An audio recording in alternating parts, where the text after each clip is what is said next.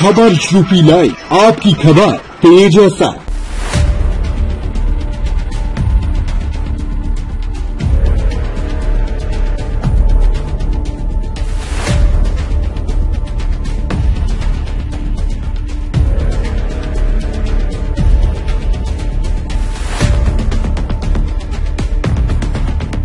कहते हैं असली भारत गांव में बसता है, इसीलिए सरकार भी गांव के विकास के लिए करोड़ों रुपए बजट के तौर पर खर्च करती है।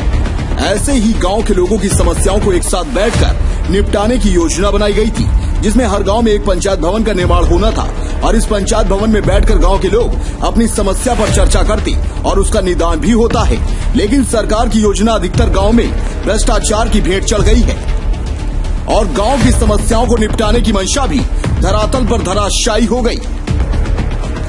ऐसे ही भ्रष्टाचार के पंचायत भवन पर हम आपको ले चलते हैं, जिसका निर्माण तो अभी कुछ साल पहले ही हुआ है, लेकिन इमारतें बताती हैं कि निर्माण में सरकार बजट कम, प्रधान जी के भ्रष्टाचार का काम ज्यादा हुआ है।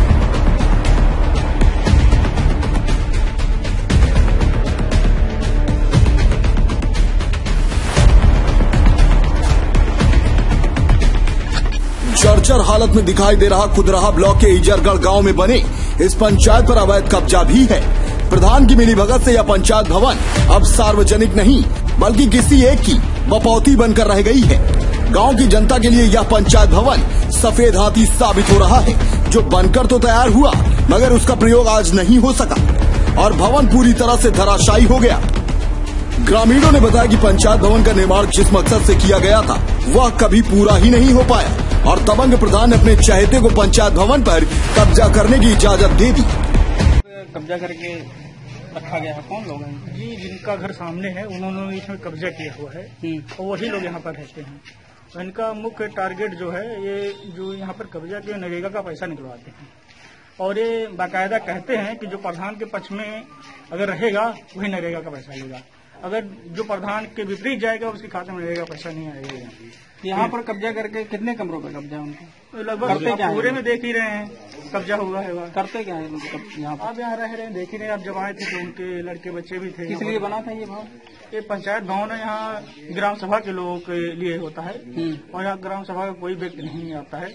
ये नियुक्त कर दिया गया है एक परिवार के लिए, ऐसा ही नरेगा वसूली के लिए।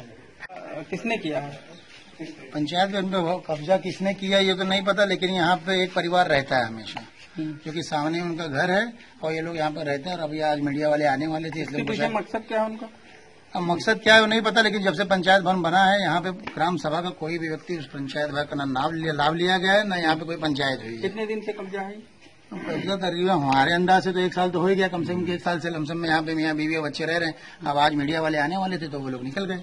तो ये भवन भी खराब हो चुका है, बिल्कुल जर्जर स्थिति में है। आप देख सकते हैं भवन की हालत क्या हुई है और यहाँ पे भी कनेक्शन मैंने पूरी तरह से है, लेकिन कटिया कनेक्शन चल रहा है।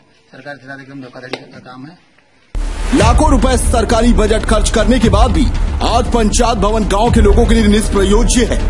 गांव के लोगों का कहना है कि कई बार जिम्मेदार से शिकायत की गई, लेकिन कोई कार्यवाही नहीं हुई। पंचायत भवन पर कब्जे की शिकायत की गई।